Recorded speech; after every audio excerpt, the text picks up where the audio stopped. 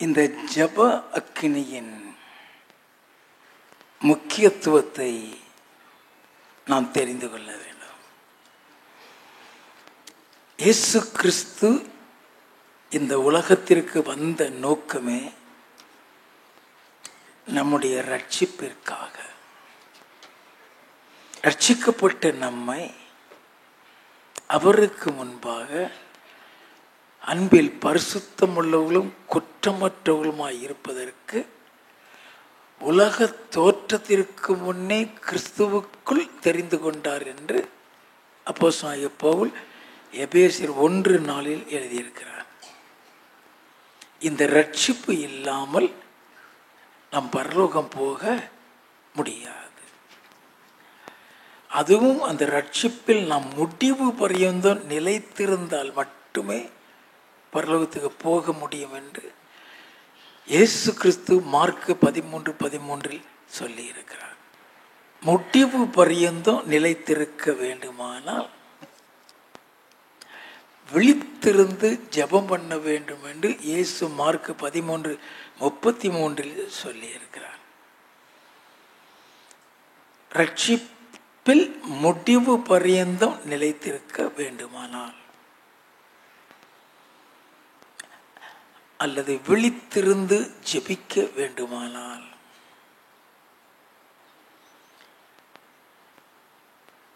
நமக்குள் ஒரு ஜப அக்கினி இருந்து கொண்டிருக்க வேண்டும். இயேசு கிறிஸ்து இந்த உலகத்துக்கு வந்த நோக்கமே நம்ம அனைவரும் யாரையெல்லாம் ரட்சிக்கிறாரோ அவங்களை இருளில் இருந்து வெளியே கொண்டு வர்றார். அவர்களை பிரகாசிக்க செய்ய வேண்டும் என்றே வந்திருக்கார். யோவான் எழுதின சுவிசேஷம் 1வது அதிகாரம் 4வது 5வது 9வது வசனங்கள். அவருக்குள் ஜீவன் இருந்தது, அந்த ஜீவன் மனுஷருக்கு ஒளியாயிருந்தது. அந்த ஒளி இருளிலே பிரகாசிக்கிறது, இருளானது அதை பற்றி கொள்ளவில்லை. உலகத்திலே வந்து எந்த மனுஷனையும் பிரகாசிப்பிக்கிற ஒளியே அந்த மெய்யான ஒளி. அப்ப ஆண்டவர் நம்மளை தெரிந்து கொண்ட நோக்கத்தில் இந்த உலகத்தில் நம்மளை பிரகாசிக்க செய்ய அந்த பிரகாசத்தை குறித்து ஏசாயா தீர்க்கதரிசி அருமையாய் எழுதியிருக்கிறார். ஏசாயா 60வது அதிகாரம் முதல் 3 வசனங்கள். எழும்பி பிரகாசி, உன் ஒளி வந்தது, கர்த்தருடைய மகிமை உன்மேல் உதித்தது. இதோ இருள் பூமியையும் காரிருள் ஜனங்களையும் மூடும், ஆனாலும் உன்மேல் கர்த்தர் உதிப்பார், அவருடைய மகிமை உன்மேல் காணப்படும். உன் வெளிச்சத்தின் இடத்துக்கு ஜாதிகளும் உதிக்கிற உன் ஒளி நடத்துக்கு ராஜாக்களும் நடந்து வருவார்கள். நல்ல கவனிக்க வேண்டும். எழும்பி பிரகாசி, உன் ஒளி வந்தது, கர்த்தருடைய மகிமை உன்மேல் உதித்தது. இது இயேசுவை குறிக்கிறது. ஒளி வந்ததுன்னு சொன்னாலே அவர்தான் ஒளி, அவர்தான் மகிமை. இதோ இருள் பூமியையும் காரில் ஜனங்களையும் ஓடும், ஆனாலும் உன்மேல் கர்த்தர் உதிப்பார், அவருடைய மகிமை உன்மேல் காணப்படும். அப்போ நம்ம இயேசுவை ஏற்றிருக்கிறோம், நம்ம ரட்சிக்கப்பட்டிருக்கிறோம்னா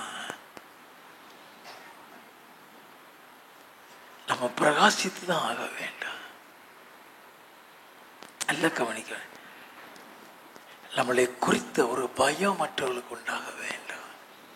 கர்த்தர் கூட இருக்கிறார். ஆண்டவர் விரும்புகிறது அதுதான். உன் வெளிச்சத்தின் இடத்திற்கு ஜாதிகளும் உதிக்கிற உன் ஒளியின் இடத்துக்கு ராஜாக்களும் வருவார்கள். வேதத்தில் அப்படிதான் இருந்தது. அவங்களை தேடிதான் வந்தாங்க. நீ பிரகாசத்தினாலே போதும், ஜனம் உன்னை நோக்கி ஓடி வரும்.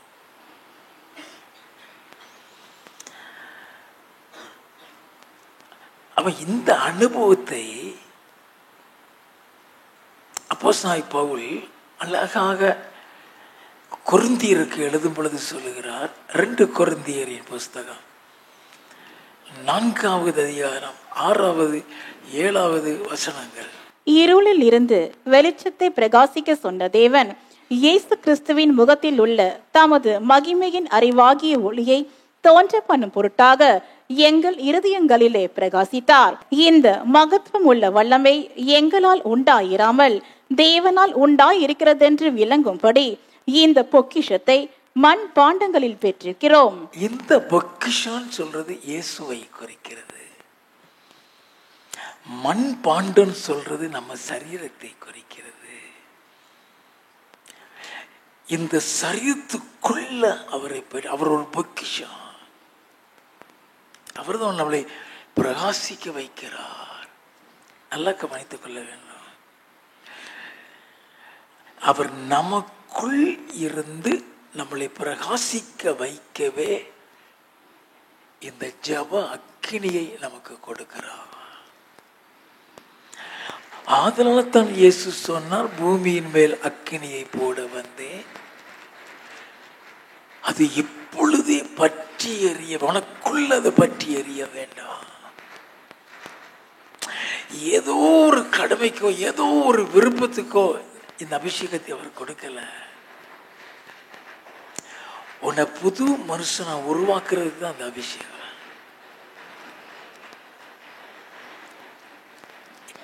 இயேசு நடந்தது மாதிரி, இயேசு வாழ்ந்தது மாதிரி, இயேசு கிறிஸ்துவினுடைய உபதேசத்தில் நடக்க வைக்க நமக்கு உதவி செய்கிறவரே இந்த ஆவியானவர். எந்த அளவுக்கு நீ அபிஷேகத்திற்கும் ஆவியானவருக்கும் முக்கியத்துவம் கொடுக்கிறாயோ அந்த அளவுக்கு அவர் உன்னை உருவாக்குவார், உன்னை எடுத்து பிரயோஜனப்படுத்துவார். நம்முடைய வாழ்க்கையில 1000 நெகட்டிவ் இருக்கலாம். நல்ல கவனிங்க, 1000 குறைகள் நம்மள்கிட்ட இருக்கலாம். Never confess it. Never confess it. நான் ஒண்ணுக்கு உதவ மாட்டேன், நான் படிக்கல, நான் ஒரு வியாதிக்காரன். Never tell, never tell. அப்படி சொல்றதுக்காக அவர் வைக்கல. Everyone has weaknesses. Everyone has shortcomings. Everyone has defects. இதெல்லாம் உனக்குள்ள வெளிப்படாம இருக்கிறது இருக்குதான் அவர் உனக்குள்ள இருந்து வெளிப்படுறாரு. இது என்னால செய்ய முடியாதுன்னு நினைச்சா செய்ய முடியாது, என்னால முடியும்னு நினைச்சா முடியும். நான் ஊழியத்துக்கு அந்த 6 மணி நான் எனக்கு ஊழியத்தை பற்றியே தெரியாது. ஊழியத்தை பற்றி என்னன்னே தெரியாது. ஒரு தீர்க்கதரிசி எனக்கு ஜெபம் பண்றார். அவர் நான் தீர்க்க தரிசனம் கேட்டதும் கிடையாது அது வரைக்கும். அவர் தீர்க்க தரிசனம் சொல்றார். முதல்ல நான் எப்படி வாழ்ந்தேங்கிற வாழ்க்கை முழுவதும் சொல்லி முடிச்சிட்டார். அது சொன்னதுனாலதான் அவர் மீதி சொன்னதை கவனிக்க முடிஞ்சது. அவர் சொல்றாரு, செத்தவன் எந்திரிப்பாங்கிறார், மந்திரத்தை அழிப்பேங்கிறார், செவிடன் கேட்பாங்கிறார்,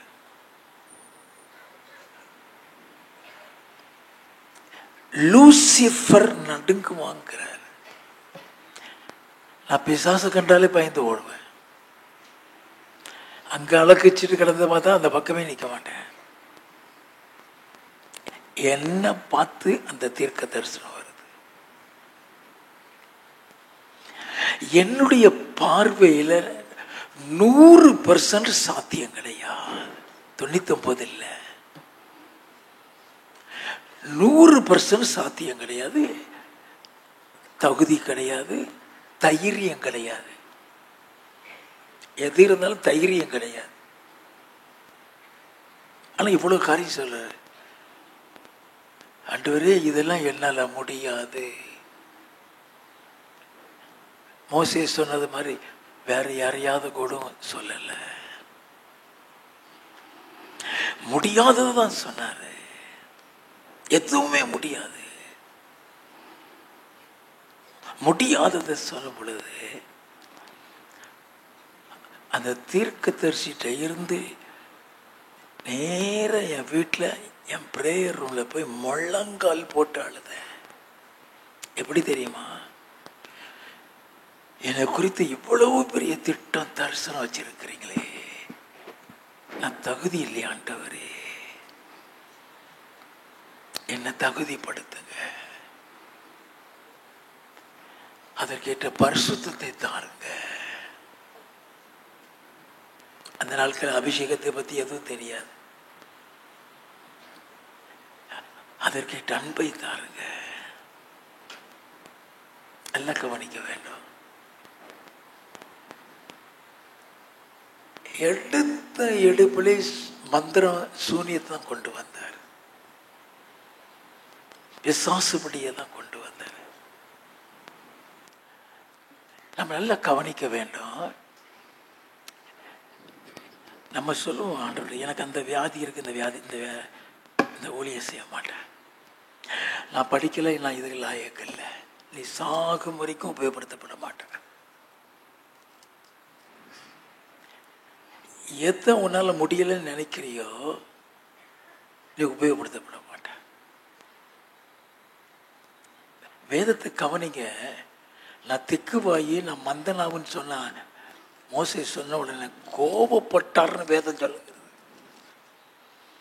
கோபமடைந்தார் சொல்லப்பட்டிருக்கோம். உடனே அந்த உத்தரவாதம், பேசுற உத்தரவாதத்தை ஆரோன் அவன் சகோதரன் கொடுத்துட்டாரு.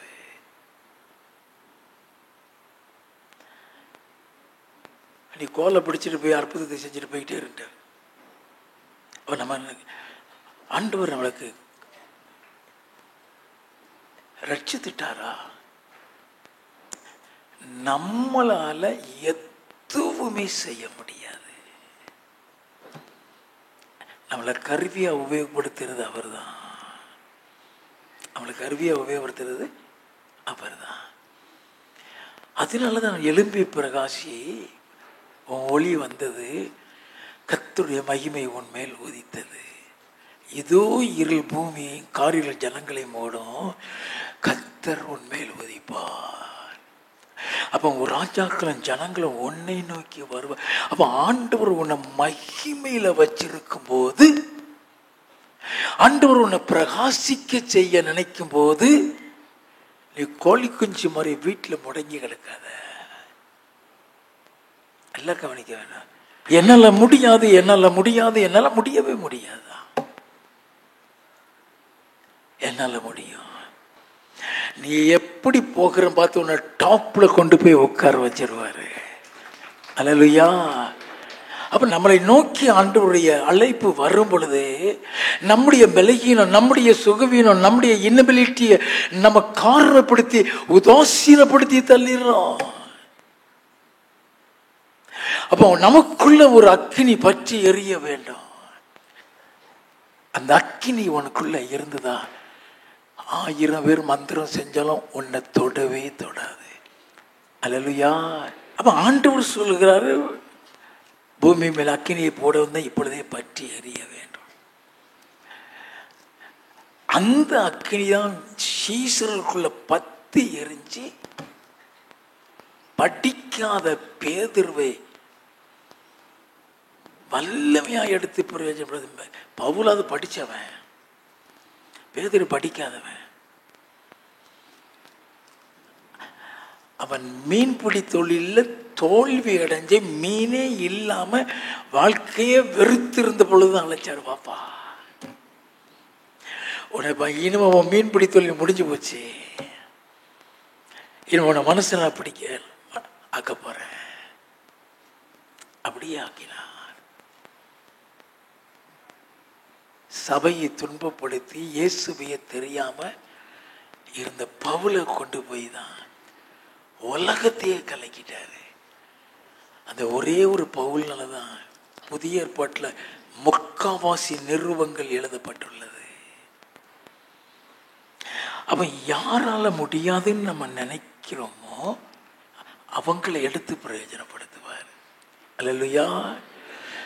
இந்த அக்கினி உனக்குள்ள பத்தி எரியும் பொழுது உன்னை குறித்த திட்டம் தரிசனம் எல்லாத்தையும் கர்த்தர் நிறைவேற்றி கொடுப்பார். அல்லேலூயா. போகட்டும். மறுரூபத்துக்குள்ள எப்படி போகிறது? என் ஆண்டவர் இயேசு கிறிஸ்து எப்படி மறுரூபமானார்? நாம் அதை தெரிந்து கொள்ள வேண்டும். லூக்கா எழுதின சுவிசேஷம் 9வது அதிகாரம் 28, 29 வசனங்கள். இந்த வார்த்தைகளை அவர் சொல்லி ஏறக்குறைய 8 நாளான பின்பு அவர் பேதுருவையும் யோவானையும் யாக்கோபையும் கூட்டிக் கொண்டு ஜெபம் பண்ணுகிறதற்கு ஒரு மலையின் மேல் ஏறினார். எங்க போனா ஜெபம் பண்ணுகிறதற்கு ஒரு மலையின் மேல. எப்பொழுதுமே the foundation of eternity depends upon your prayer life. நித்தியம் சொல்லி நீ அங்க போனோம்னா அது உன் ஜபத்தில் தான் இருக்கிறது. உன் ஜபத்தில் தான் இருக்குது. நல்லா தெரிந்து கொள்ள வேணாம். அந்த ஜப வேலையில தான் உன் மாமிசம் அழியும். அந்த ஜப வேலையில தான் நீ மறுரூபமாக முடியும். அந்த ஜப வேலையில தான் நீ பரிசுத்தத்தை கற்றுக்கொள்ள முடியும். நல்லா கவனித்துக் கொள்ள வேண்டும்.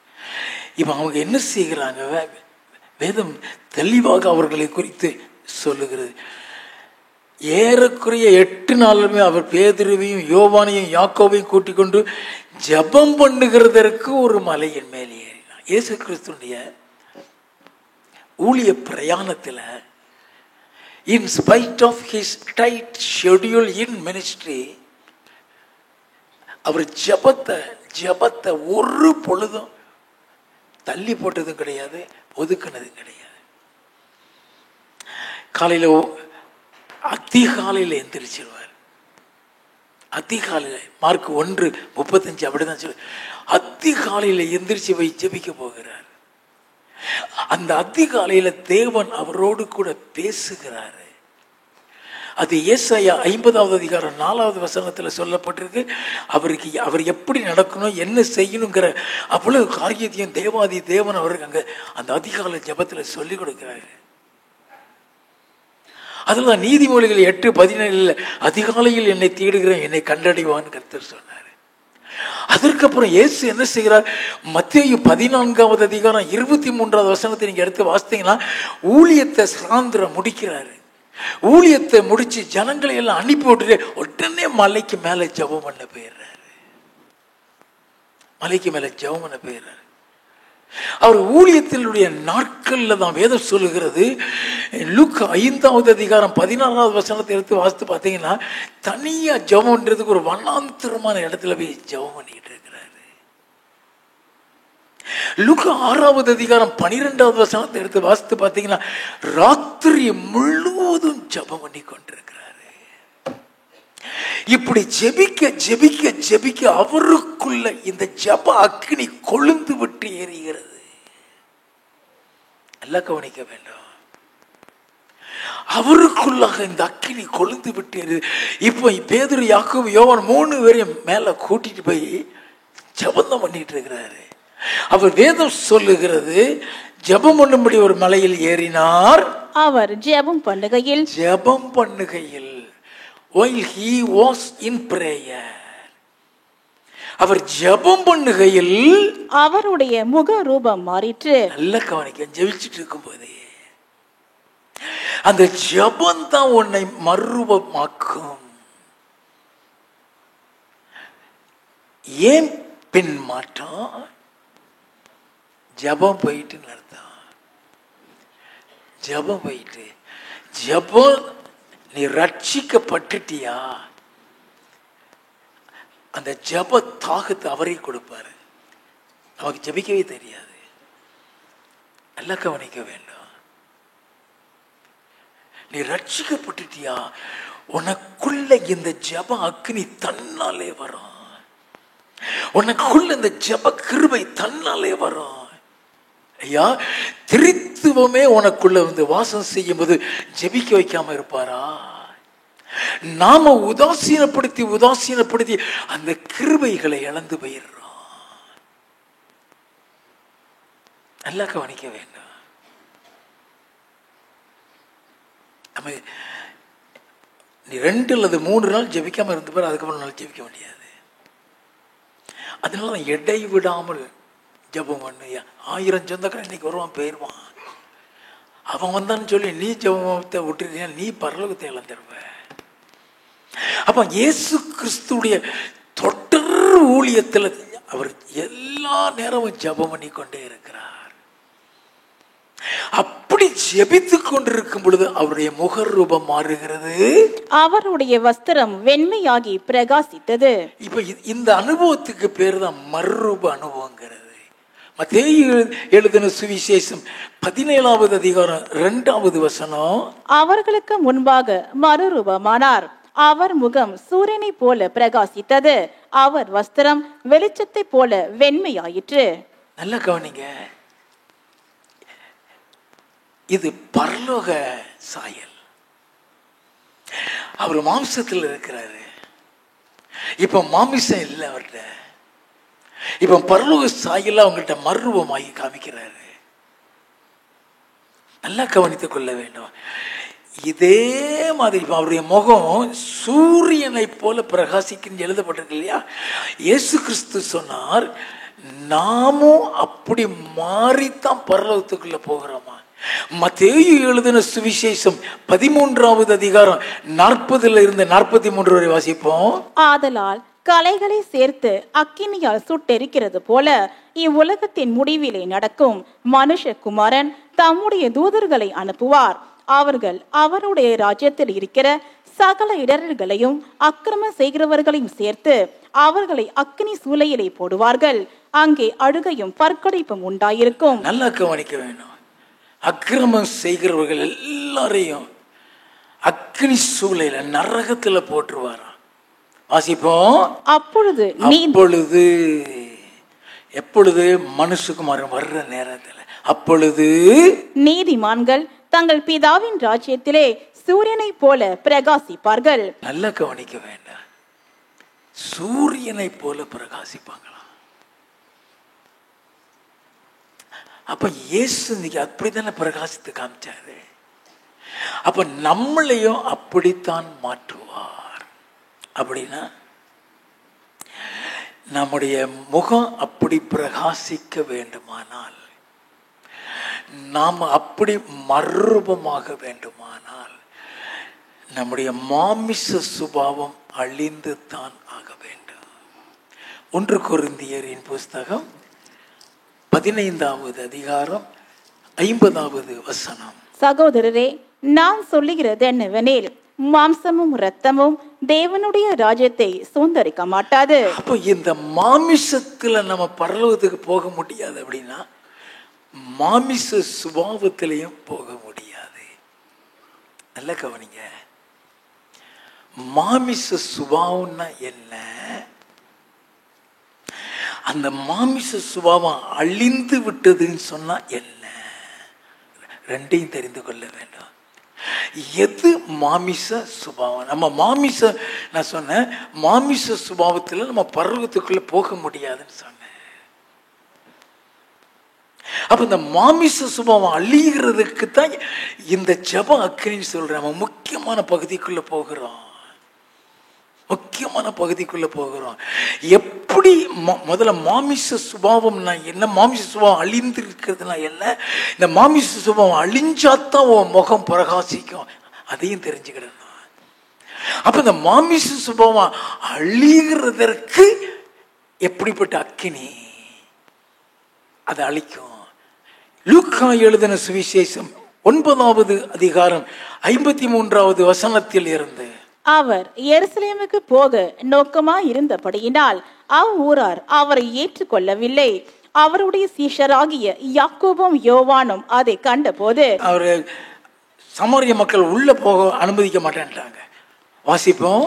ஆண்டவரே, எலியா செய்தது போல வானத்தில் இருந்து அக்கினி இறங்கி இவர்களை அழிக்கும்படி நாங்கள் கட்டளையிட உமக்கு சித்தமா என்று கேட்டார்கள். அவர் திரும்பி பார்த்து, நீங்கள் என்ன ஆவி உள்ளவர்கள் என்பதை அறியீர்கள் என்று அதட்டி, என்ன ஆவி உள்ளவர்கள் என்பதை அறிய.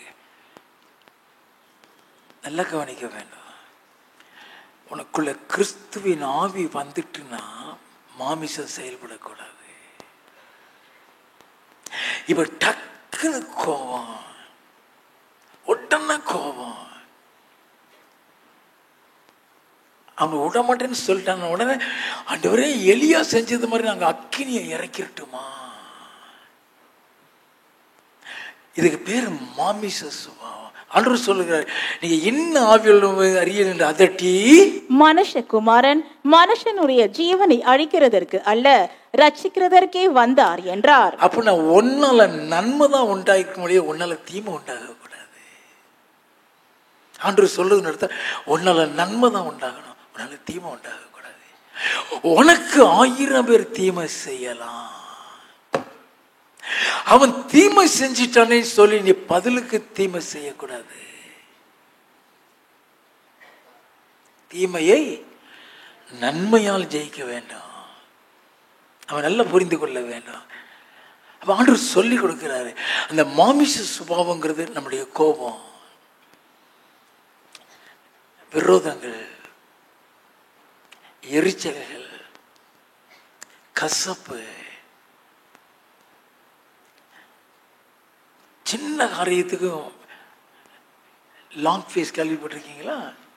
அது எதுனாலும் லாங் ஃபேஸ்னு வச்சாலும் தெரியல, ஹேங்கிங் ஃபேஸ்னு வச்சிருக்கலாம், தூக்குற முகம், அது இவங்களாம் மூஞ்ச தூக்கிடுவாங்க.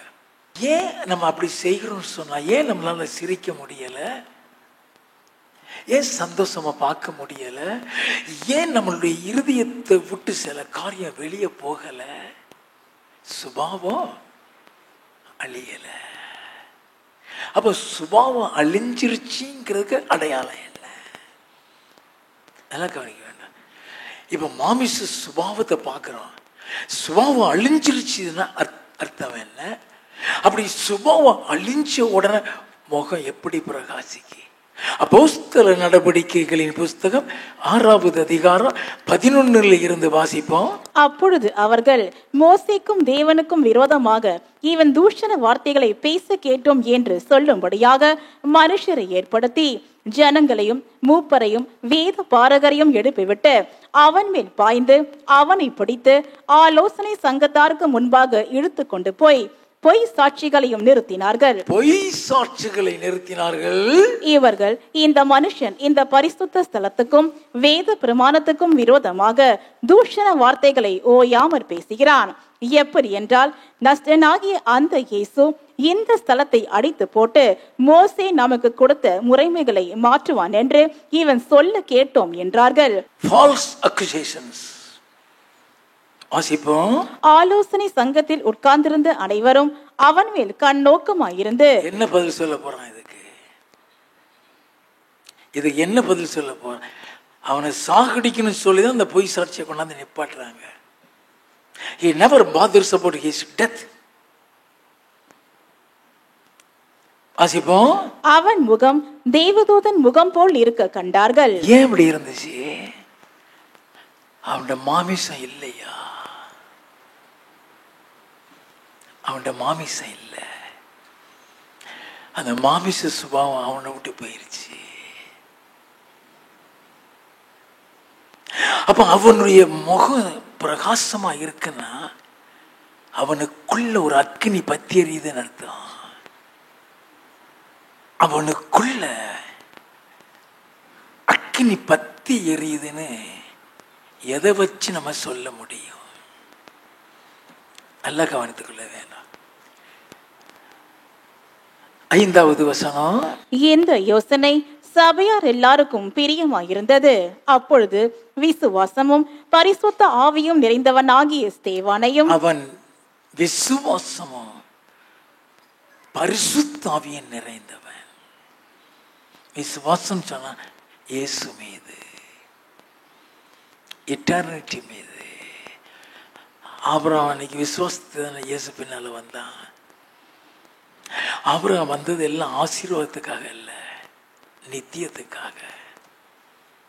அதே விசுவாசம் இவனுக்குள்ள பரலோகத்துக்கு போகணும் தான். ஒரே நம்பிக்கை பரலோகம். இந்த விசுவாசமும் பரிசுத்த ஆவியும் நிறைந்து காணப்படுகின்றான். 15வது வசனம், ஆலோசனை சங்கத்தில் உட்கார்ந்திருந்த அனைவரும் அவன் மேல் கண்ணோக்கமாயிருந்து அவன் முகம் தெய்வதூதன் முகம் போல் இருக்க கண்டார்கள். யாரையும் குற்றப்படுத்தல. இவங்க எனக்கு விரோதமா பொய் சொல்றாங்க, நாக்கெல்லாம் அழிவு போயிருன்னு சொல்லல. நல்ல கவனிங்க, இஸ் வெரி இம்பார்ட்டன்ட். எதை வச்சு இவன் சுபாவம் அழிஞ்சதுன்னு சொல்றேன்? வசனம் சொல்லுது. வசனத்தின்படி யாரையும் குற்றப்படுத்தல. அவங்க சொன்னது அத்தனை பொய்யும் கூட சொல்லல. என்னை சாகடிக்கணும், செத்தாச்சு, நீ கொண்டுகிடலாம். அப்போஸ்தலர் 7வது அதிகாரம் 55-56. அவன் பரிசுத்த ஆவியினாலே நிறைந்தவனாய் வானத்தை அண்ணாந்து பார்த்து தேவனுடைய மகிமையையும் தேவனுடைய வலது பரிசத்தில் இயேசுவானவர் நிற்கிறதையும் கண்டு, அதோ வானங்கள் திறந்திருக்கிறதையும் மனுஷகுமாரன் தேவனுடைய வலது பரிசத்தில் நிற்கிறதையும் காண்கிறேன் என்றான். ஆமா, எந்த அளவுக்கு அவனுக்கும் தேவனுக்கும் ஒரு தொடர்பு இருந்தா திறந்த கண்ணிலிருந்து ஒரு பரலோக தரிசனத்தை பிதாவை பார்ப்பான். பிதாவுடைய மகிமையை பார்க்கறான்னா அந்த இடத்துல அவருடைய வெளிச்சம் மட்டும் தெரியுது. வலது பக்கத்துல இயேசு நிற்கிறாரு. நல்ல கவனிங்க, அவன் எந்த அளவுக்கு பரிசுத்தவானாக, எந்த அளவுக்கு மாமிசம் அளிக்கப்பட்டவனாக அங்க இருந்தான்னா அந்த தரிசனம் கிடைக்கும். அப்ப அவனுக்குள்ள ஒரு அக்னி பத்தி எரியறதுனாலதான் அவனை பிடிச்சு கல்லெறிகிறாங்க. 58 அவனை நகரத்துக்கு புறம்பே தள்ளி அவனை கல் எறிந்தார்கள். சாட்சிக்காரர் தங்கள் வஸ்திரங்களை கழற்றி சவுல் எண்ணப்பட்ட ஒரு வாலிபனுடைய பாதத்தின் அருகே வைத்தார்கள். அப்பொழுது கர்த்தராகிய இயேசுவே, என் ஆவியை ஏற்றுக்கொள்ளும் என்று ஸ்தேவான் தொழுது கொள்ளுகையில், அப்படிதான் தொழுது கொள்றான். எலியாவை மாதிரி ஆண்டவரே அக்கினி அனுப்புன்னு சொல்லல, கண்ணால பார்க்கறான், இயேசு நிக்கிறதையும் பிதாவையும் பார்க்கறான். ஆனாலும் ஆண்டவரே அக்கினியை இறக்கி அவனுங்களை அழிச்சிடான். நான் நினைக்கிறேன் அவன் வாஞ்சை எல்லாம் என்னை எடுத்துக்கிட ஆண்டவரே. அதனாலதான் கர்த்தராகிய இயேசுவே என் ஆவியை எடுத்துக்கிடும் சொல்றான்னா, அவன் வாழ பிடிக்கல, போதும் என்னை எடுத்துக்கிடணும். ஆனா யாருக்கு விரோதமாக ஆண்டோட முறுமுறுக்கல, இப்படி செய்யறாங்கன்னு சொல்லல. ஏன்னா அவனுக்குள்ள ஒரு அக்கினி பற்றி எறிகிறது. 60வது வசனம், அவனோ முழங்கார் படியிட்டு, ஆண்டவரே, இவர்கள் மேல் இந்த பாவத்தை சுமத்தாதிரும் என்று மிகுந்த சத்தமிட்டு சொன்னான். நல்ல கவனிக்க வேண்டாம். கல்லெறிஞ்சு கொன்னவன, சாகடிக்கிறவன, அப்ப அவனுக்குள்ள அந்த அக்கினி இருந்ததான் சொல்ல முடியும். அந்த அக்கினி அவன் முகத்தை பிரகாசிக்க வைக்குது. அந்த அக்கினி தான் இப்பொழுது அவங்களுக்காக மன்னிப்பு கேட்க வைக்கிறது. இப்ப அவனுக்குள் எழும்பி பிரகாசி, உன் ஒளி வந்தது, கர்த்தருடைய மகிமை உன்மேல் உதித்ததுங்க மாதிரி இப்ப ஆண்டருடைய மகிமை அவன் மேல உதிக்குது. ஆண்டருடைய மகிமை அவன் மேல உதிக்கிறதுனால இப்ப அவன் மகிமையில இருக்கிறான். சரீரத்துல இருந்தாலும் மகிமையில இருக்கிற மாமிசம் செயல்படல. 60வது வசனத்தில், ஆண்டவரே இவர்கள் பாவத்தை உன்னை சுமத்தாதீரான். உடனே போயிட்டான். நல்லா கவனிங்க, லூக்கா 23:34 இயேசு சொன்னாரே, பிதாவே இவர்களை மன்னியும், தாங்கள் செய்கிறது என்னதென்று அறியாதிருக்கிறது. இப்ப எப்படி செத்திருக்கிறான்? இயேசுவினுடைய சுபாவத்துல செத்திருக்கிறான். எப்படி செத்திருக்கிறான்? மாமிசம் அழிஞ்சி செத்திருக்கிறான்.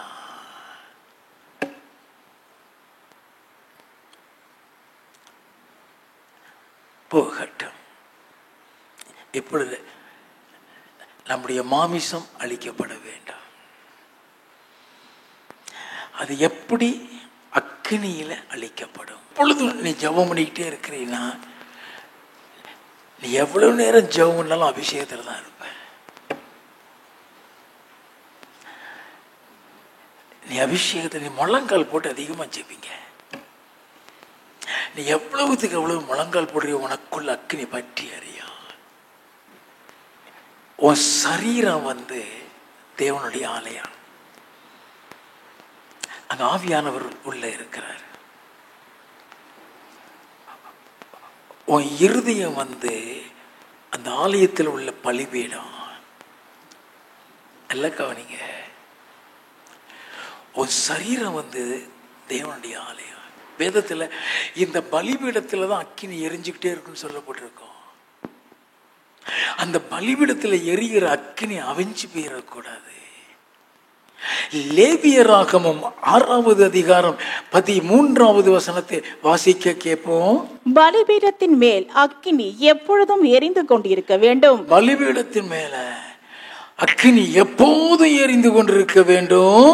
அது ஒரு பொழுதும் அவிந்து போகலாகாது. பலிபீடத்தின் மேல அக்கினி எப்போதும் எரிந்து கொண்டு ஒரு பொழுதும் அவிந்து போக கூடாது. இதைத்தான் அப்போஸ்தலனாகிய பவுல் தெசலோனிக்கேயருக்கு எழுதும்போது சொல்லுகிறார்.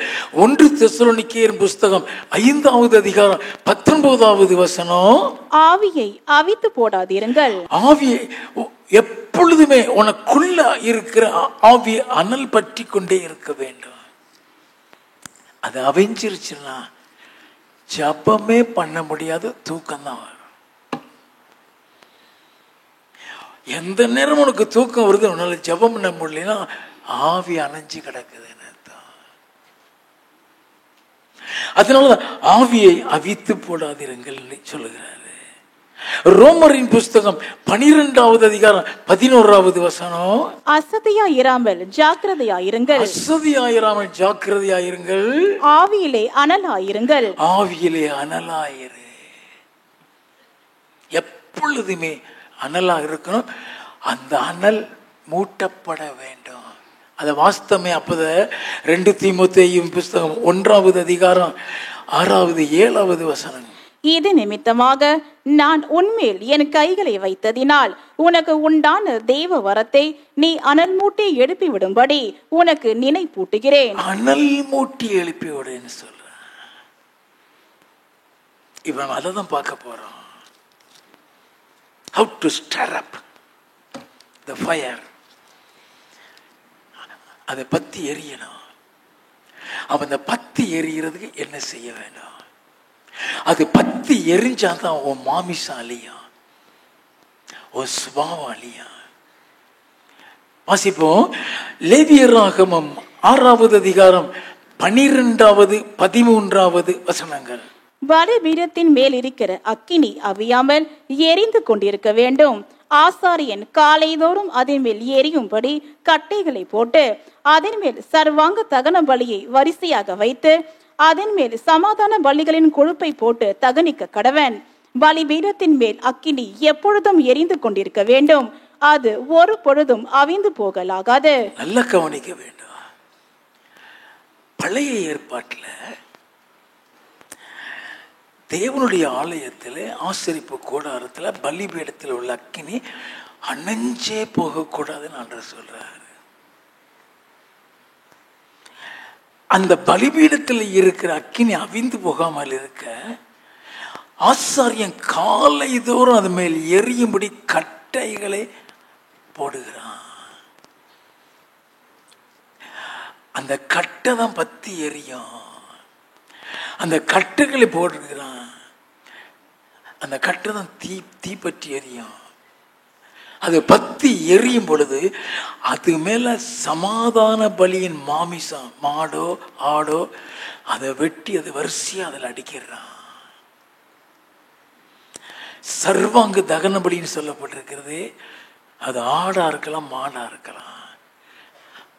அதை நான் மாமிசம்னு சொல்றேன். அதனுடைய மாமிசத்தை அதில் அடுக்கி வச்சிடறான். அதுக்கு மேல சமாதான பலியின் கொழுப்பை போட்டு தகனிக்கிறான். அந்த கொழுப்பு அதுல விழுந்த உடனே அது எண்ணெய் ஆயிரும்.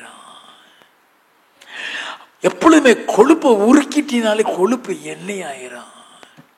வேதத்தில் எண்ணெயை தான் பரிசுத்த ஆவிய அபிஷேகத்துக்கு ஒப்பிடப்பட்டிருக்கிறது. நல்லா கவனித்துக் கொள்ள வேண்டும். எண்ணெய் அபிஷேகத்துக்கு ஒப்பிடப்படுகிறது. சங்கீதம் 23:5, சங்கீதம் 92:10, அது எல்லாத்திலும் எண்ணெயை தான் அபிஷேகத்தை எண்ணெயால் அபிஷேகம் பண்ணப்படுகிறேன். அப்ப அந்த கொழுப்பு ஒரு எண்ணெய்ங்கிறது எண்ணெய் ஆகிறதுக்கு காரணம் அந்த எண்ணெய் அபிஷேகத்தை குறிக்கிறது. அங்க நல்ல கவனிங்க, அந்த அடுப்புல விறக போடுறான், விறகு கட்டை அடிக்கி அந்த கட்டையை எரிய வைக்கிறான்.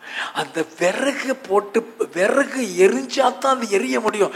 அப்ப நம்மளை அனல் பத்த வைக்கிறது, எரிய வைக்கிறது தேவனுடைய வசனம். நல்ல கவனிங்க, நம்மளை அனல் பத்த வைக்கிறது, நமக்குள் இருக்கிற ஆவியை அனல் பற்றி எரிய வைக்கிறது தேவனுடைய வசனம். எரேமியாவின் புஸ்தகம் 23வது அதிகாரம் 29வது வசனம். என் வார்த்தை அக்கினியை போலும், என் வார்த்தை அக்கினியை போலும், கண்மலையை நொறுக்கும் சமட்டையை போலும் இருக்கிறதல்லவா என்று கர்த்தர் சொல்கிறார். நல்ல கவனிக்க, ஒட்டச்சு நொறுக்கிறது அது அக்கினி. அது உனக்குள்ள பற்றி எரிய வைக்கும். லூக்கா எழுதின சுவிசேஷம் 24வது அதிகாரம் 25 இருந்து 27 வரை. அப்பொழுது அவர் அவர்களை நோக்கி, தீர்க்கதரிசிகள் சொன்ன யாவையும் விசுவாசிக்கிறதற்கு புத்தி இல்லாத மந்த இருதயம் உள்ளவர்களே, புத்தி இல்லாத மந்த இருதயம் உள்ளவர்களே, கிறிஸ்து இவ்விதமாக பாடுபடவும் தமது மகிமையில் பிரவேசிக்கவும் வேண்டியதில்லையா என்று சொல்லி மோசே முதலிய சகல தீர்க்கதரிசிகளும்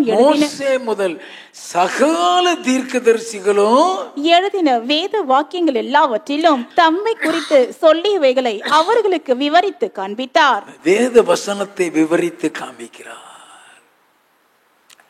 31-32. அப்பொழுது அவர்களுடைய கண்கள் திறக்கப்பட்டு அவரை அறிந்தார்கள். உடனே அவர் அவர்களுக்கு மறைந்து போனார். அப்பொழுது அவர்கள் ஒருவரை ஒருவர் நோக்கி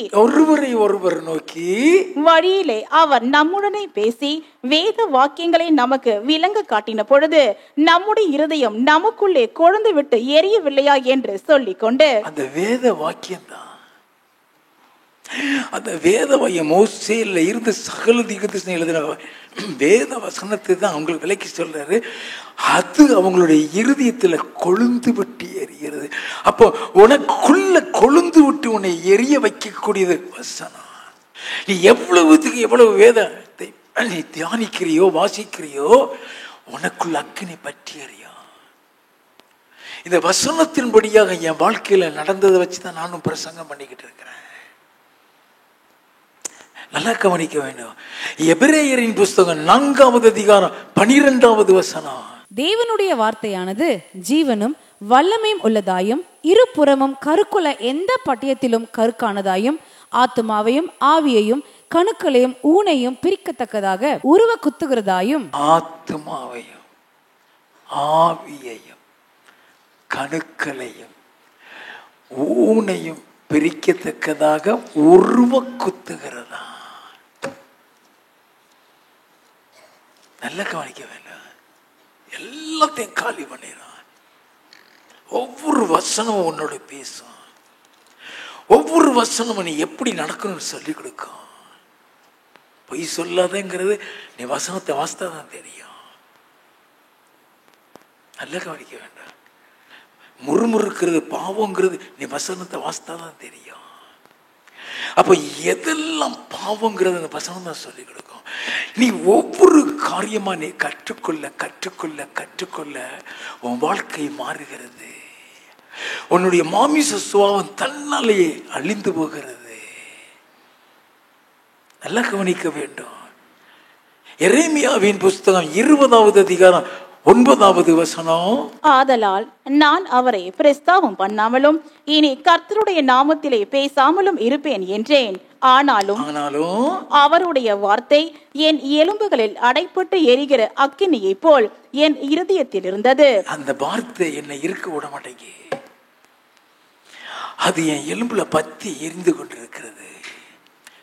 அந்த உபத்திரவத்தில், அந்த வேதனையில இனி நான் பேச மாட்டேன்னு நினைக்கிறான், முடியல. உனக்குள்ள அக்கினி பத்தி எரிந்து நான் இயேசுவுக்காக ஏதாவது செய்வாய். எல்லாம் கவனிக்க வேண்டும். 2 தீமோத்தேயு புஸ்தகம் 3வது அதிகாரம் 16, 17. வேத வாக்கியங்கள் எல்லாம் தேவ ஆவியினால் அருளப்பட்டிருக்கிறது. தேவனுடைய மனுஷன் தேறினவனாகவும் எந்த நற்கிரியையும் செய்ய தகுதியுள்ளவனாகவும் இருக்கும்படியாக அவைகள் உபதேசத்திற்கும் கடிந்து கொள்ளுதலுக்கும் சீர்திருத்தலுக்கும் நீதியை படிப்பிக்குதலுக்கும் பிரயோஜனம் உள்ளவைகளாய் இருக்கிறது. நல்ல கவனிங்க. ஒரு வேத வாக்கியத்தை குறித்து வேதத்துல எவ்வளவு அழகா சொல்லிக்கிட்டு வர்றான். அது உங்களை உருவாக்கிறோம். இப்ப அந்த வேத வாக்கியம் உன்னுடைய மாமிச சுபாவத்தை அழித்து போட்டுவிடும். வேதத்துல ஆசாரியன் காலை தூரம் அது மேல் எரியும்படி கட்டைகளை போட்டு சொல்லப்பட்டிருக்கு. லேவியராகமம் 6வது அதிகாரம் 12வது வசனம். பலிபீடத்தின் மேல் இருக்கிற அக்கினி அவியாமல் எரிந்து கொண்டிருக்க வேண்டும். ஆசாரியன் காலைதோறும் அதன் மேல் எரியும்படி கட்டைகளை போட்டு அதன் மேல் சர்வாங்க தகன பலியை வரிசையாக வைத்து அதன் மேல் சமாதான பலிகளின் கொழுப்பை போட்டு தகனிக்க கடவன். இல்ல கவனிங்க, காலை தோறமா அந்த நாள் முழுவதும் எரியுதுன்னா காலையில கட்டையை போடுற, அது எரியும்படி காலை தோறும் கட்டையை போடுறான். ஆண்டவரும் இந்த வேதத்தை வாசிக்கிறதோ தியானிக்கிறதோ ஆண்டவருடைய சத்தத்தை கேட்கிறதோ காலையும் தான் சொல்றாரு. சங்கீத புஸ்தகம் 119வது சங்கீதம் 147, 148. அதிகாலையில் நான் எழுந்து சத்தமிட்டேன், உம்முடைய வசனத்துக்கு காத்திருக்கிறேன். உமது வசனத்தை தியானிக்கும்படி குறித்த ஜாமங்களுக்கு முன்னே என் கண்கள் விழித்துக் கொள்ளும். காலையிலேயே அதிகாலையிலேயே எழுந்து சத்தம் எடுக்க, ஒரு வசனத்துக்கு காத்திருக்கிறேன். உடைய வசனத்தை தியானிக்க முடிய குறித்த ஜாமத்துக்கு முன்னால் என் கண்கள் விழித்துக் கொள்ளும். தூங்க முடியாது. நல்ல கவனிங்க, எழுப்பி விட்டுருவாரு. சில நேரம் 2 மணிக்கு எழுப்பி விடுவார், சில நேரம் 2:30 மணிக்கு எழுப்பி விடுவார். நான் 12:30 தான் சில நேரம் படுத்துருவேன், 2:30 எழுப்பி விட்டுருவார். அதுக்கு தான் வசனம். உடைய வசனத்தை தியானிக்கும்படி குறித்த ஜாமத்துக்கு முன்பாக என் கண்கள் விழித்துக் கொள்ளும். காலையில தான் எல்லாம் காலையில. சங்கீத புஸ்தகம் 63வது சங்கீதம் 6வது வசனம். ஏன் படுக்கையின் மேல் நான் உம்மை நினைக்கும் போது ராஜாமங்களில் உம்மை தியானிக்கிறேன். படுக்கையிலேயே ராத்திரி முழுதும் தியானிக்கிறேங்கிறான். இங்க பலிபீடத்திலே அக்கினி ராத்திரி முழுவதும் எரியணும் பாரு. நல்லா கவனிக்க வேண்டாம். நீ எவ்வளவுத்துக்கு எவ்வளவு வசனத்தை தியானிச்சுட்டு இருக்கிற, எவ்வளவுத்துக்கு எவ்வளவு வசனம் உனக்குள்ள இருக்கு, உனக்குள்ள அந்த அக்கினி பற்றி எரியும். அந்த வசனம் உன் மாமிசத்தை அறுத்து தள்ளிரும், கோபமா அறுத்து தள்ளிரும், இச்சையா அறுத்து தள்ளிரும். உன்னிடத்துல இருந்து வல்லமைதான் வெளிப்படும்.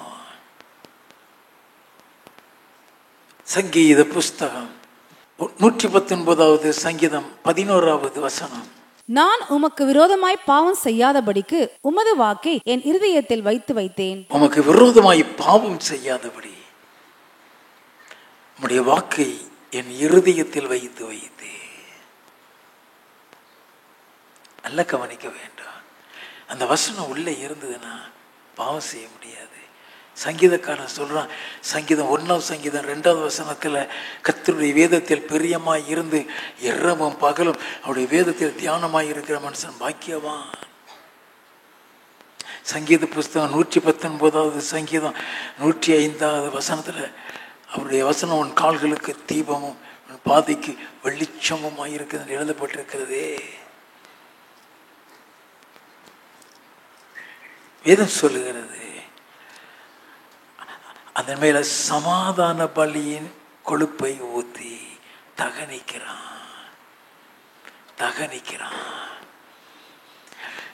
தகனிக்கிறதுன்னு சொல்றது அந்த மாமிசத்தை எரிய வைக்கிறதுக்காக.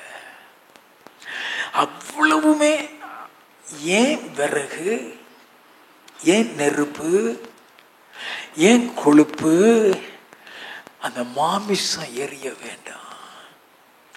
அது சமாதான பலியின் பலியை அடிக்கின்னு சொல்லப்பட, சமாதான பலியினுடைய மாமிசம் அது ஆடு அல்லது மாடுடைய மாமிசம். அப்ப நம்முடைய மாமிசம் அழிய வேண்டாம். நம்முடைய மாமிசம் அழிய வேண்டும்னா நீ ஜெபத்தில் இரு. நீ அதிகமா ஜெபத்தை, வேதத்தை வாசித்துட்டு வேதத்தை தியானிக்கிறேன்னு சொன்னா, இப்போ யோசேப்பை வாசிக்கிறோம், அவன் அவ்வளோ பெரிய பாவத்தில் அந்த தப்பு வைக்கிறான்.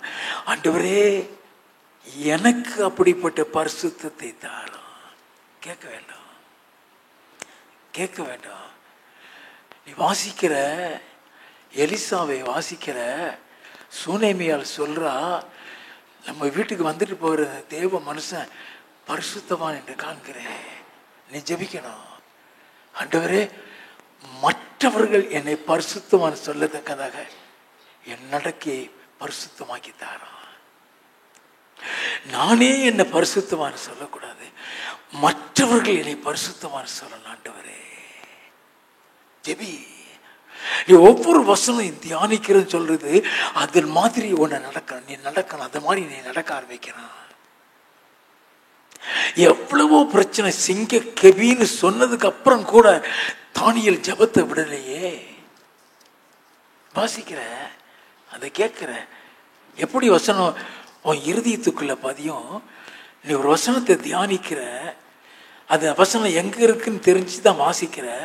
அந்த வசனத்தை குறித்து ஆண்டவரே எனக்கு இந்த கிருபையை கொடு, எனக்கு இந்த கிருபையை கொடு. நீ கேட்கும் பொழுது அந்த வசனம் உன் இருதயத்தில் பதிய ஆரம்பிச்சிடும். இந்த வசனம் இந்த இடத்துல இருக்குன்னு தெரிய ஆரம்பிச்சிடும். அநேக வசனங்களை நீ தியானிக்க அது உன்னுடைய இருதயத்தில் பதிய ஆரம்பிக்கும். அதைத்தான் வாசிக்க சொன்ன சங்கீத புஸ்தகம் 119வது சங்கீதம் 11வது வசனம், நான் உமக்கு விரோதமாய் பாவம் செய்யாதபடிக்கு உமது வாக்கை என் இருதயத்தில் வைத்தேன். அப்ப அந்த வாக்கு, அந்த வசனம் உன் இருதயத்தில் இருக்கும்போது அந்த வசனம் உன்னை பாவம் செய்ய விடாது. அப்ப அந்த வசனம் எங்க இருக்குங்கிறது உனக்கு ஞாபகம் வரும். நல்லா கவனிக்க வேண்டும். நான் மெட்ராஸுக்கு வந்து நாங்கள் குடும்பம் நடத்தி நாங்கள் ரட்சிக்கப்பட்டு நான் ஊழியம் செய்துட்டு இருக்கும் பொழுது சொந்த ஊருக்கு நான் போகிறேன். என்னுடைய பழைய ஃப்ரெண்ட்ஸ் எல்லாம் அங்கே நிற்கிறத பார்க்குறேன். எல்லாரும் என்னை கூப்பிடுறாங்க. நான் இறங்கி அந்த பஸ்லேருந்து இறங்கி அந்த வழியை நடந்து போய் கூப்பிடும் பொழுது எனக்குள்ள உடனே இந்த வசனம் ஞாபகம் வருகிறது. பரியாசக்காரர் உட்காரும் இடத்தில் உட்காராதே. ஓ, இது கர்த்தர் பேசுறாரு போல இருக்கு. உடனே பக்கத்தில் ஒரு ஹோட்டல் இருந்து உள்ளோடி போய் பின்வாசலோடி வீட்டுக்கு போயிட்டேன். அப்ப நமக்கு அந்த வசனத்தை ஞாபகப்படுத்துவாரு. இப்படி ஒவ்வொரு காரியத்திலும் உனக்கு அந்த வசனத்தை ஞாபகப்படுத்தும் பொழுது நீ அந்த பாவத்தில் இருந்து விலக முடியும். அப்படி படிப்படியாக உன்னுடைய கோபம் உன்னோட்டு நீங்கும். யாக்கோபின் புஸ்தகம் 1வது அதிகாரம் 20வது வசனம், மனுஷனுடைய கோபம் தேவனுடைய நீதியை நடப்பிக்க மாட்டாது. மனுஷனுடைய கோபம் தேவனுடைய நீதியை நடப்பிக்காது. இதை வாசித்தறியா? ஆண்டவரே கோபத்தை என்னை விட்டு எடுத்து போடும். நீ கோபத்தை உன்னை விட்டு எடுத்து போடுன்னு சொன்ன உடனே எடுத்து போட்டுற மாட்டாரு. அந்த சுபாவம் உன்னை விட்டு அழியணும். அந்த சுபாவம் அழிகிறக்கூடிய ஒரு பாதையில் உன்னை கொண்டு செல்வார். நீ கோபத்தை எடுத்து போடுன்னு சொன்ன உடனே அதிக கோபப்படக்கூடிய சூழ்நிலைகள் உனக்கு உருவாகும். எரிச்சல் படுகிற சூழ்நிலை உருவாகும். வெட்டிடலாமா, கொலை செஞ்சிடலாமா? ஒருத்தங்க எனக்கு எழுதியிருந்தாங்க அப்படிதான். நான் மாத்திரம் ரட்சிக்கப்படாமல் இருந்தா வெட்டி துண்டு துண்டாக்கி போட்டிருப்பேன். அது வேறு சுபாவம். அதை ஏன் எழுதுறோம்? நம்ம ரட்சிக்கப்பட்டுட்டோம், சுபாவம் அழியலை. சுபாவம் அழிஞ்சிட்டுனா அந்த வார்த்தை சொல்லவே மாட்டோம். நல்லா கவனிக்கணும். நான் மட்டும் பழைய ஆளா இருந்த நடக்கிறது வேற. அது ஏன் சொல்றோம்? அந்த சுபாவம் அழியல. அந்த சுபாவம் அழிஞ்சிட்டுனா நீ என்னனாலும் செய்யப்பா, நீ என்னனாலும் செய். அடிக்குன்னா அடி, துப்புன்னா துப்பு. அவர் முகத்தை பாறையாக்கிட்டாராம் இயேசுநாதர். அவனுக்கு துப்புறதுக்கெல்லாம் அவருடைய முகத்தை பாறையாக்கிட்டாராம். துப்புறலாம் துப்புன்னு. நல்லா கவனிக்க வேண்டும். நம்முடைய மாமிசம் அழிய வேண்டும். ஒவ்வொரு நாளும் நீ உன்னுடைய ஜபத்தில் ஒன்று ஆயத்தப்படு. அப்படியே மாமிசம் போயிரும் நினைச்சிடாதீங்க. ஒவ்வொரு நாள் உன் ஜபத்தில் தான் உன் மாமிசம் அழியும். ஒவ்வொரு நாளும். சங்கீத புஸ்தகம் 143 சங்கீதம் 10 உமக்கு பிரியமானதை செய்ய எனக்கு போதித்தருளும். நீரே என் தேவன். உம்முடைய நல்ல ஆவி என்னை செம்மையான வழியிலே நடத்துவாராக. உம்முடைய நல்ல ஆவி செம்மையான பாதையில் நடத்திட்டாண்டவரே. ஜெபிக்கணும். நம்முடைய சரீரத்தை பலிபீடத்தில் வைக்கிறதுனா என்ன? நம்முடைய மாமிசம், நம்முடைய சுபாவம் அங்க அழிக்கிறதுக்காக. லேவியராகமம் 6 இருந்து பின்னும் கர்த்தர் மோசேயை நோக்கி, நீ ஆரோனுக்கும் அவன் குமாரருக்கும் கற்பிக்க வேண்டிய சர்வாங்க தகன பலிக்குரிய பிரமாணம் என்னவென்றால், சர்வாங்க தகன பலியானது ராம் முழுவதும் விடியற் காலம் மட்டும் பலிபீடத்தின் மேல் ஏறிய வேண்டும். ராம் முழுவதும்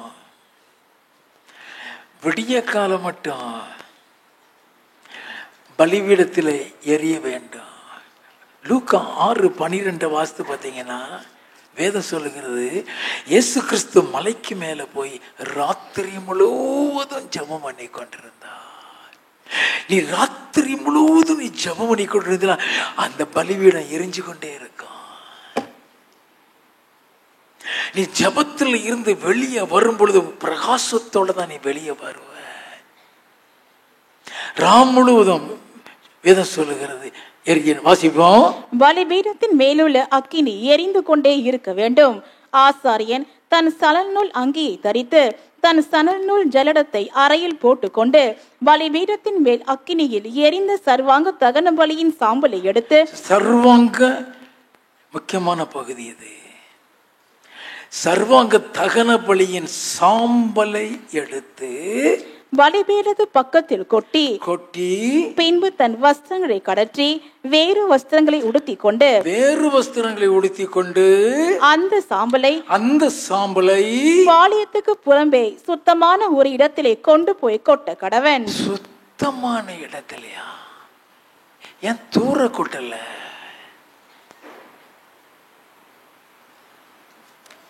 ஏன் தூர கொட்டல?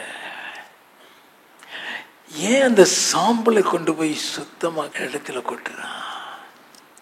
ஏன்னா மாமிசம் எரிந்து விட்டது.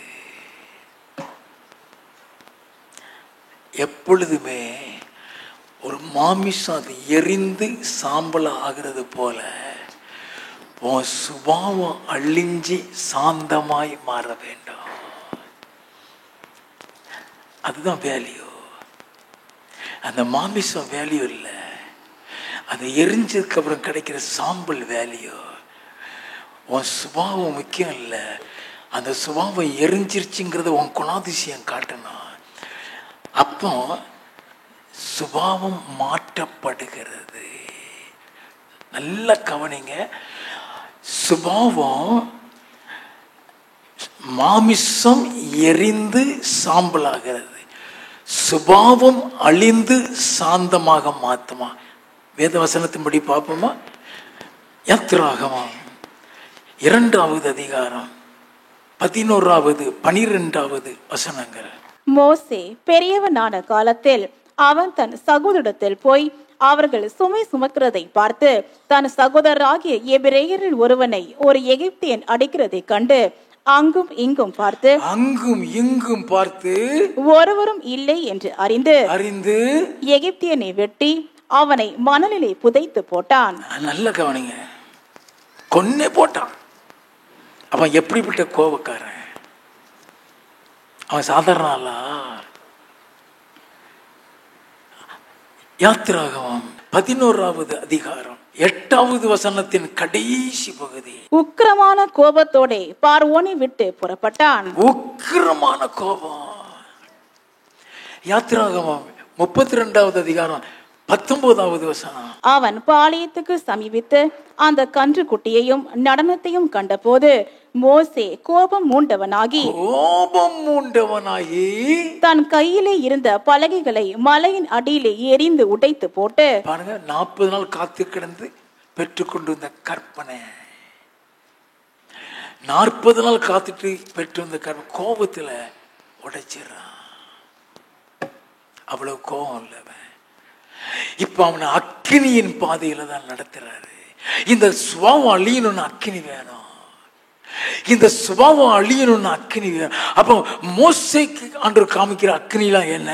யாத்திராகமம் 3வது அதிகாரம் 2வது வசனம். அங்கே கர்த்தருடைய தூதனானவர் ஒரு முட்செடியின் நடுவில் இருந்து உண்டான அக்கினி ஜுவாலையிலே நின்று அவனுக்கு தரிசனமானார். முதல் அக்கினி ஜுவாலையில தான் அவரை பார்க்கிறான். அந்த அக்கினி பக்கத்துல தான் அவன் நிற்கிறான். யாத்திராகமம் 19வது அதிகாரம் 18வது வசனத்தில் இருந்து, கர்த்தர் சீனாய் மலையின் மேல் அக்கினியில் இறங்கினபடியால் அது முழுவதும் புகை காடாய் இருந்தது. அந்த புகை சூளையின் புகையை போல எழும்பிற்று. மலை முழுவதும் மிகவும் அதிர்ந்தது. எக்கால சத்தம் வர வர மிகவும் பலமாய் துணித்தது. மோசே பேசினான். தேவன் அவனுக்கு வாக்கினால் மறுமொழி கொடுத்தார். வாசிப்போம். கர்த்தர் சீனாய் மலையில் உள்ள கொடுமுடியில் இறங்கின போது கர்த்தர் மோசேயை மலையின் கொடுமுடியிலே வரவழைத்தார். எங்க வரவழைச்சார்? கொடுமுடியில வரவழைத்தார். அக்கினியில. அந்த அக்கினியில போய் நிற்கிறான். சுபாவம் அழியும். நீ எவ்வளவுத்துக்கு எவ்வளவு இந்த அக்கினியில இருக்குமோ சுபாவம் அழியும். யாத்திராகமம் 24வது அதிகாரம் 12வது வசனம். அப்பொழுது கர்த்தர் மோசேயை நோக்கி, நீ மலையின் மேல் என்னிடத்திற்கு ஏறி வந்து அங்கே இரு. நான் உனக்கு கற்பலகைகளையும் நீ அவர்களுக்கு உபதேசிப்பதற்கு நான் எழுதின நியாய பிரமாணத்தையும் கற்பனைகளையும் கொடுப்பேன் என்றார். அங்க உனக்கு கற்பனை எல்லாம் தர்றப்பா. இப்ப கட்டளைகளை பெற போகிறான். கற்பனைகளை நல்ல கவனிக்க வேணும். அந்த கற்பனை கட்டளைகள்ல அக்கினி இருக்கு. 15வது வசனத்திலிருந்து, மோசே மலையின் மேல் ஏறின போது ஒரு மேகம் மலையை மூடிற்று. கர்த்தருடைய மகிமை சீனாய் மலையின் மேல் தங்கி இருந்தது. மேகம் 6 நாள் அதை மூடி இருந்தது. 7ஆம் நாளில் அவர் மேகத்தின் நடுவில் இருந்து மோசேயை கூப்பிட்டார். மலையின் கொடுமுடியிலே கர்த்தருடைய மகிமையின் காட்சி இஸ்ரவேல் புத்திரருடைய கண்களுக்கு பட்சிக்கிற அக்கினியை போல் இருந்தது. அப்ப அக்கினியில தான் இருக்கிறான் 40 நாள். அடுத்த வசனம் வாசித்தீங்கன்னா அவன் 40 நாள் அங்க கிடக்கிறான். அக்கினியில தான் கிடக்கிறான். 31வது அதிகாரம் 18வது வசனம். சீனாய் மலையில் அவர் மோசேயோடு பேசி முடிந்த பின் தேவனுடைய விரலினால் எழுதப்பட்ட கற்பலகைகளாகிய சாட்சியின் 2 பலகைகளை அவனிடத்தில் கொடுத்தார். தேவனுடைய விரலினால் எழுதப்பட்டதான். அது விரல்ல எழுதினார்னா அது அக்கினியில தான் எழுத முடியும். அவர் அக்கினி. வாசிப்போமா? யாத்திராகமம் 34வது அதிகாரம் 2வது வசனம். விடியற் காலத்தில் நீ ஆயத்தமாகி சீனாய் மலையில் ஏறி அங்கே மலையின் உச்சியில் காலமே என் சமூகத்தில் வந்து நில். காலையில என் சமூகத்துக்கு வந்துரு. ஆண்டவர் சொல்ற மேல மேல ஏறி வா. நல்ல கவனிங்க, பலகையில எடுத்துட்டு தான் போகிறான். 5வது வசனத்தில் இருந்து கர்த்தர் ஒரு மேகத்தில் இறங்கி அங்கே அவன் அருகே நின்று கர்த்தருடைய நாமத்தை கூறினார். கர்த்தருடைய நாமத்தை கூறினார். கர்த்தர் அவனுக்கு முன்பாக கடந்து போகிற போது அவர் கர்த்தர் கர்த்தர் இரக்கமும் கிருபையும் நீடிய சாந்தமும் அவருடைய நாமமே அவருடைய குணாதிசயத்தை சொல்லுகிறது. இரக்கமும் கிருபை நீடிய சாந்தமும் மகா தயையும் சத்தியமும் உள்ள தேவன். இந்த வார்த்தைகள் எல்லாம் அவனுக்குள்ள இறங்குது. இந்த வார்த்தைகள் எல்லாம் அவனுக்குள்ள இறங்குது. 28வது வசனத்தில் இருந்து அங்கே அவன் அப்பம் புசியாமலும் தண்ணீர் குடியாமலும் இரவும் பகலும் 40 நாள் கர்த்தரோடு இருந்தான். அவன் 10 கற்பனைகள் ஆகிய உடன்படிக்கையின் வார்த்தைகளை பலகைகளில் எழுதினான். மோசே சாட்சி பலகைகள் 2ஐயும் தன் கையில் எடுத்துக்கொண்டு சீனாய் மலையில் இருந்து இறங்குகிற போது, சாட்சி பலகை வசனம் கற்பனைகளை எடுத்துக்கொண்டு இறங்கும் பொழுது தன்னோடு அவர் பேசினதினாலே தன் முகம் பிரகாசித்திருப்பதை அவன் அறியாதிருந்தான். அவன் முகம் பிரகாசிக்க ஆரம்பிச்சிருச்சு. ஏன் அவன் முகம் பிரகாசிக்கு? அவர் தன்னோட பேசினதுனால, நான் கர்த்தர், நான் இரக்கமும் நீடிய சாந்தமும் கிருபையும் உள்ளவர். அந்த சுபாவங்கள் இப்ப அவனுக்குள்ள வருது. அந்த சுபாவங்கள் வருது. அவர் பேசுனதுனால அவன் முகர்வம் மாறுது. அவன் அங்க வசனத்தையும் கட்டளையும் கற்பனையும் 10 கட்டளையும் கற்பனையும் அங்க பெற்று கொண்டிருக்கிறான். இந்த வசனங்களும் அவனுக்குள்ள ஒரு மாற்றத்தை கொண்டு வருகிறது. இப்ப அவன் முக ரூபம் மாறிடுச்சு. அவன் கீழே இறங்கி வரும்போது யாரும் அவனை பார்க்க முடியாது. பார்க்கணும்னா முகத்துல துணி போட்டுக்கிடலாம். அந்த அளவுக்கு மாறிடுச்சு. இப்ப அவன் சுபாவம் என்ன? அன்னைக்கு கொலை செஞ்சவன், அன்னைக்கு கொண்டு போட்டவன், இன்னைக்கு அவனுடைய சுபாவம் என்ன? என்னாகமம் 12வது அதிகாரம் 3வது வசனம். மோசேயானவன் பூமியில் உள்ள சகல மனிதரிலும் மிகுந்த சாந்த குணம் உள்ளவனாயிருந்தான். பூமியில் உள்ள சகல மனிதரிலும் அவன் சுத்தமா அழிஞ்சது. இந்த சாந்த குணம் யாருக்கு இருக்குதான்? மத்தேயு எழுதின சுவிசேஷம் 11வது அதிகாரம் 29வது வசனத்துல இயேசு சொல்லுகிறார், நான் சாந்தமும் மனத்தாழ்மையுமாய் இருக்கிறேன். என்னுடைய நுகத்தை உங்கள் மேல் ஏற்றுக்கொண்டு என்னிடத்தில் கற்றுக்கொள்ளுங்கள். அங்கதான் கத்துட்டு வர்றான் அவன். இயேசுவை மாதிரி இப்ப மாறி இருக்கான். யாத்திராகமம் 32வது அதிகாரம் 32வது வசனம். ஆகிலும் தேவரீர் அவர்கள் பாவத்தை மன்னித்தொழுவீரானால் மன்னித்தொழும், இல்லாவிட்டால் நீர் எழுதின உம்முடைய புஸ்தகத்திலிருந்து என் பெயரை கிறுக்கி போடும் என்றான். நல்ல கவனிக்க வேண்டாம். அவங்கள மன்னிக்கலைன்னா என் பேரை கிறுக்கிறாண்டவரே. இயேசு அவருடைய ஜீவனையே நமக்காக கொடுத்தாரு. கொடுத்துட்டு அப்புறம் ஜெபிக்கிறார். லூக்கா 23:34 பிதாவே இவர்களை மன்னியா. அப்படியே மாறுகிறான். கோபக்காரன், கொலைகாரன். உபாகமம் 18வது அதிகாரம் 18வது வசனம். உன்னை போல ஒரு தீர்க்கதரிசியை நான் அவர்களுக்காக அவர்கள் சகோதரந்து எழும்ப பண்ணி என் வார்த்தைகளை அவர் வாயில் அருளுவேன். நான் அவருக்கு கற்பிப்பதையெல்லாம் அவர்களுக்கு சொல்லுவார். உன்னை போல் ஒரு தீர்க்கதரிசி. அப்ப இயேசுவை இவனை போல கொண்டு வர்றாரா? அப்ப இவன் எந்த அளவு இயேசுவாய் மாறி இருப்பான்? அக்னி. சங்கீத புஸ்தகம் 39வது சங்கீதம் முதல் 3 வசனங்கள். என் நாவினால் பாவம் செய்யாதபடிக்கு நான் என் வழிகளை காத்து துன்மார்க்கன் எனக்கு முன்பாக இருக்கும் மட்டும் என் வாயை கடிவாளத்தால் அடக்கி வைப்பேன் என்றேன். நான் மௌனமாகி ஊமையனாயிருந்தேன், நலமானதையும் பேசாமல் அமர்ந்திருந்தேன். ஆனாலும் என் துக்கம் அதிகரித்தது, என் இருதயம் எனக்குள்ளே அனல் கொண்டது. அப்பொழுது என் நாவினால் விண்ணப்பம் செய்தேன். என் நாவினால் விண்ணப்பம் செய்தேன்னா அப்பொழுது நான் ஜெபம் பண்ணினேன்னு அர்த்தம். நல்லா கவனிங்க. நீ ஜெபம் பண்ணுகிற நேரத்தில் உன் இருதயத்தில் எப்படிப்பட்ட அனலும் அக்கினியும் ஏற்படுது. அதற்கு பேரு தான் ஜப அக்கினி என்று வேதம் சொல்லுகிறது. அல்லேலூயா. ஒரு இருதயத்துக்குள்ளே ஏற்படுகிற இந்த அனல் உன் சரீரத்தில் பரவ ஆரம்பிக்கும். உன் சரீரம் முழுவதும் அந்த அனலுக்குள்ள வர ஆரம்பிக்கும். அல்லேலூயா. நீ எவ்வளவு நேரம் ஜபம் பண்றன்னு உனக்கே தெரியாது. நேரம் போகிறதே தெரியாத அளவுல அந்த ஜபம் போய்கொண்டே இருக்கும். அல்லேலூயா.